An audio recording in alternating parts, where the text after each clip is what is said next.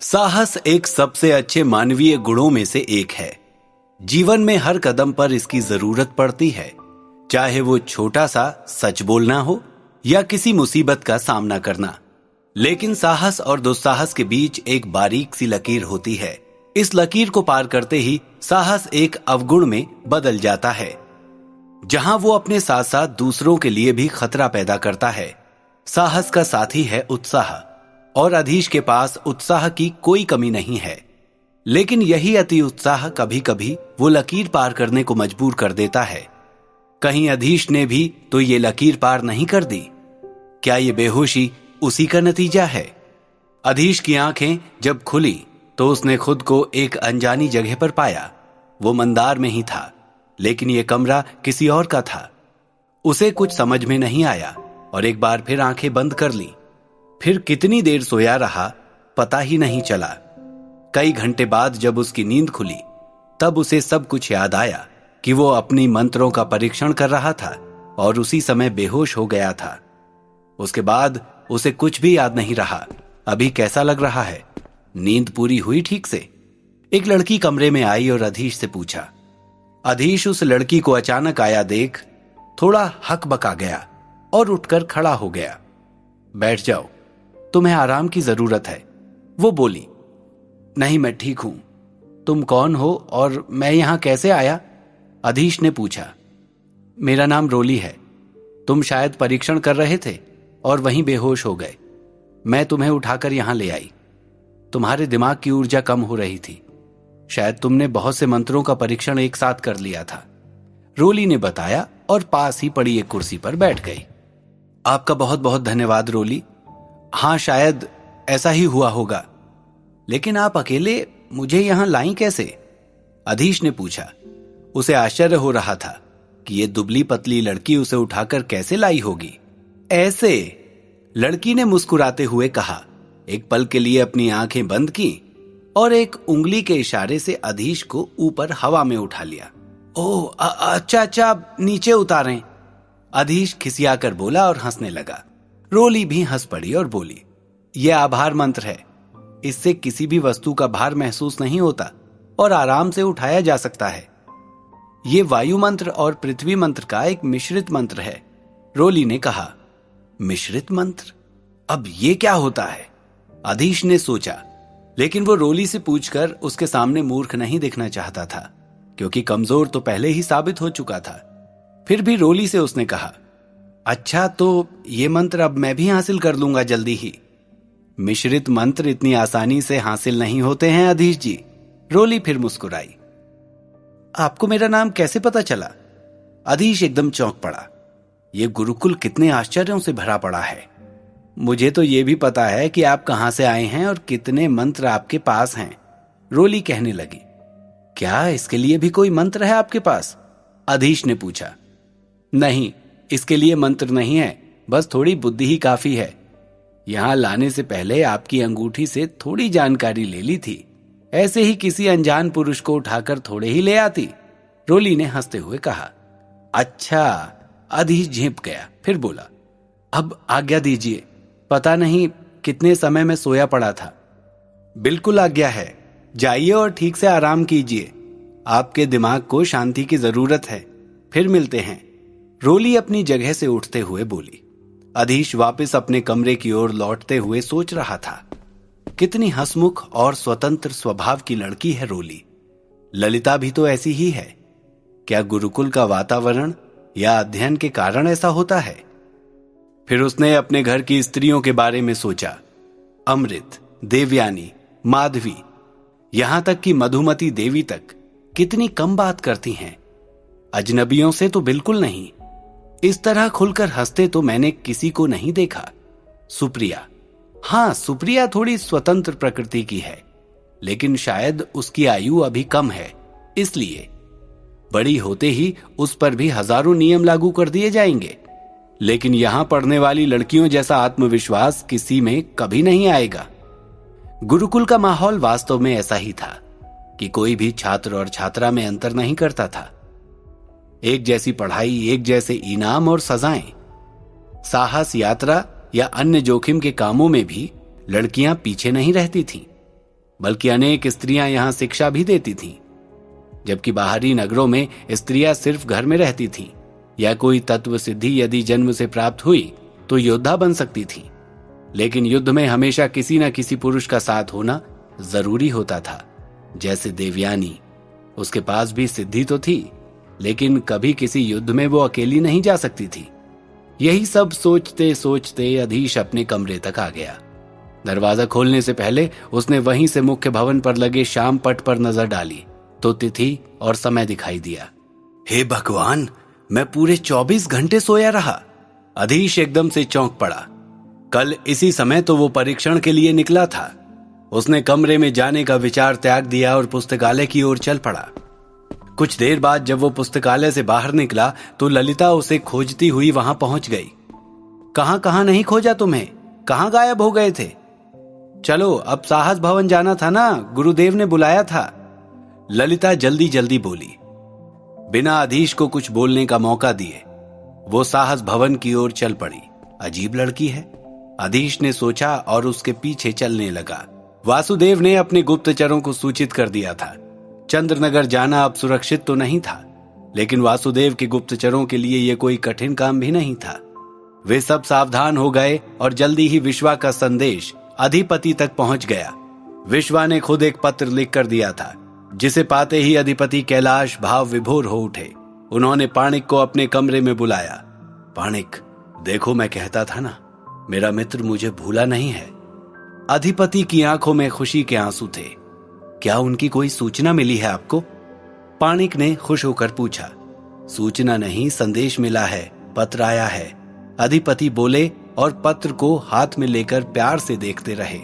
विश्वा का पत्र बहुत संक्षिप्त और सांकेतिक भाषा में था, लेकिन उन्होंने गुप्तचर से सबके बारे में जानकारी ले ली और अधीश की सफलताओं के बारे में जानकर तो वे खुशी से झूम उठे।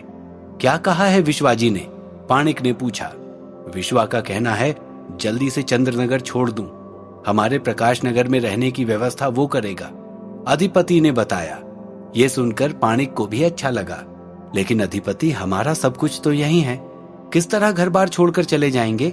पाणिक ने कहा। जिस तरह विश्वनाथ और उसका परिवार गया, अधिपति ने कहा। लेकिन उनकी मजबूरी थी, सबकी जान खतरे में थी, उन्हें तो जाना ही था। पाणिक ने प्रतिवाद किया। और हमारा सम्मान खतरे में है। तुम्हें क्या लगता है कितने दिन मट के ये सिद्ध सैनिक हमें सम्मान पूर्वक यहां रहने देंगे? अधिपति बोले तो पाणिक चुप हो गया।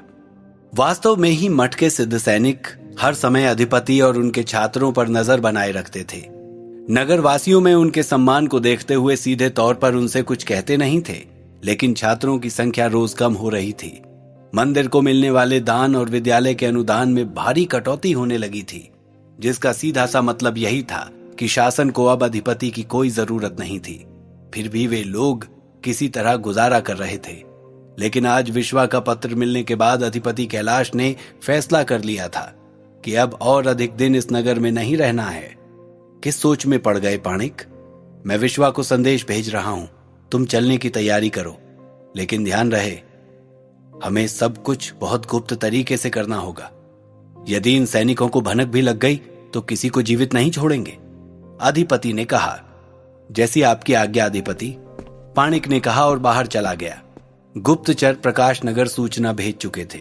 विश्वा ने अब जाकर राहत की सांस ली। देखो वासुदेव, अब जाकर मेरे मन को चैन मिलेगा। तुम पूरी सुरक्षा के साथ अधिपति कैलाश को यहां लाने की व्यवस्था करो, विश्वा ने कहा। आप चिंता न करें विश्वा जी, मैंने सारी व्यवस्था कर दी है।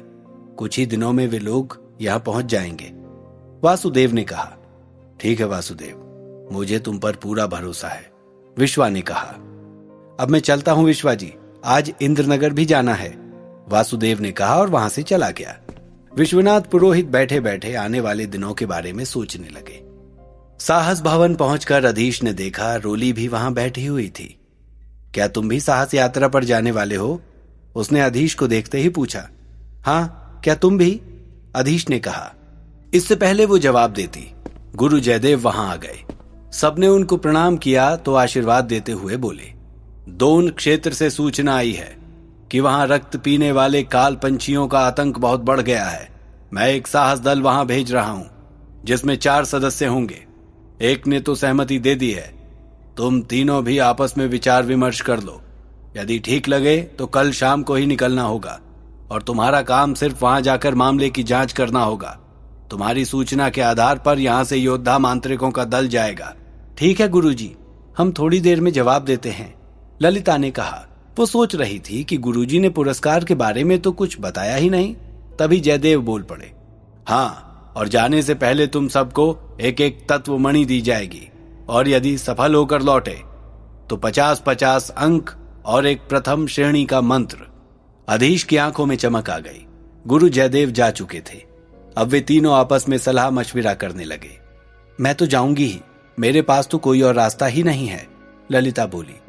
लेकिन तुम्हें पता भी है काल पंछी कितने खतरनाक हो सकते हैं।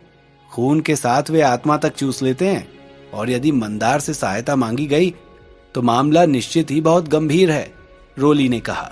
लेकिन हमें तो वहां पर सिर्फ जांच करने जाना है ना, अधीश बोला। तुम जांच करोगे, लेकिन पंछियों ने अगर आक्रमण कर दिया तब हम चार उनका क्या कर लेंगे? हो सकता है वे हजारों की संख्या में हो, रोली ने कहा। तो ललिता और अधीश एक बार फिर सोच में पड़ गए। लेकिन अधीश बार बार पुरस्कार के बारे में ही सोच रहा था। 50 अंकों से वो क्या नहीं कर सकता। चौथे व्यक्ति का भी तो पता चले, आखिर कौन है जिसने दूसरे सदस्यों के बारे में जाने बिना ही वहां जाने का फैसला ले लिया, ललिता ने कहा। कोई बहुत ही बहादुर छात्र होगा, रोली ने कहा। वे तीनों काफी देर तक साहस भवन के बाहर बैठे बैठे बातचीत करते रहे। तभी एक छात्र को आते देख ललिता और रोली दोनों की आंखें चमक उठी। अधीश ने देखा कि उस युवक की वेशभूषा बाकी छात्रों से एकदम अलग थी।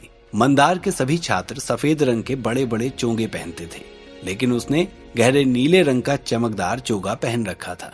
उसकी कमर पर एक पट्टा भी था जिसमें एक भारी तलवार लटक रही थी। उसने अपने लंबे बालों का जूड़ा बना रखा था। देखने से ही वो एक योद्धा लग रहा था। वे तीनों उसकी ओर ध्यान से देख रहे थे, लेकिन वो उनकी ओर ध्यान दिए बिना ही सीधा अंदर चला गया, जैसे वे उसे दिखाई ही न दिए हों। तभी अंदर से एक सेवक ने आकर कहा, गुरु जयदेव आप सबको अंदर बुला रहे हैं। तीनों अंदर गए तो देखा नीले चोगे वाला युवक गुरु जयदेव के पास खड़ा है। इनसे मिलो, यह है हमारे मंदार के सबसे योग्य छात्रों में से एक यशवर्धन। साहस यात्रा के लिए इन्होंने ही सबसे पहले अपना नाम दिया है, गुरु जयदेव ने कहा। अधीश ने महसूस किया कि यशवर्धन का परिचय कराते हुए गुरु की आवाज में गर्व का भाव था, लेकिन यश के चेहरे पर अब भी कोई भाव नहीं था। वो उसी तरह शांत खड़ा रहा। गुरुजी, हमने भी निर्णय ले लिया है, अधीश ने कहा। मैं इस यात्रा दल में शामिल हूँ। हम भी, रोली और ललिता दोनों ने एक साथ कहा। फिर ठीक है, हमारा दल पूरा हुआ। आप सब कार्यालय में अपना नाम लिखवा दीजिए, जयदेव बोला।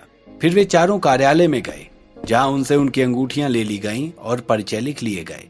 आज से आपके हर कदम पर हमारे सैनिकों की नजर रहेगी, एक व्यक्ति बोला, जो उस कार्यालय का मुख्य अधिकारी था। और कल सुबह आप सब तैयार रहिएगा। सुबह जल्दी ही आप सबको दोन क्षेत्र के लिए निकलना होगा। जी महोदय, हम तैयार रहेंगे, सभी ने कहा। और फिर वे सब बाहर आ गए और यशवर्धन एक बार फिर उनकी ओर देखे बिना ही अपने रास्ते चला गया। कितना घमंडी है, ललिता बोली। घमंडी तो होगा ही, सारे मंदार के गुरुजन उसकी तारीफ करते हैं, रोली ने कहा। लेकिन उसने हम सब से अलग ढंग के वस्त्र क्यों पहन रखे हैं, अधीश ने पूछा। वो कोई साधारण चोगा नहीं है, एक तरह का सिद्धि यंत्र है, ललिता ने कहा। सिद्धि यंत्र? अधीश चकित रह गया। अगले दिन वे सब एक बार फिर साहस भवन के सामने खड़े थे। अधीश के मन में बहुत उत्साह था और थोड़ा सा डर भी। वो पहली बार साहस यात्रा पर जा रहा था। पता नहीं आगे क्या होगा। क्या वो सफल होकर लौटेगा या उसका डर ही सच हो जाएगा?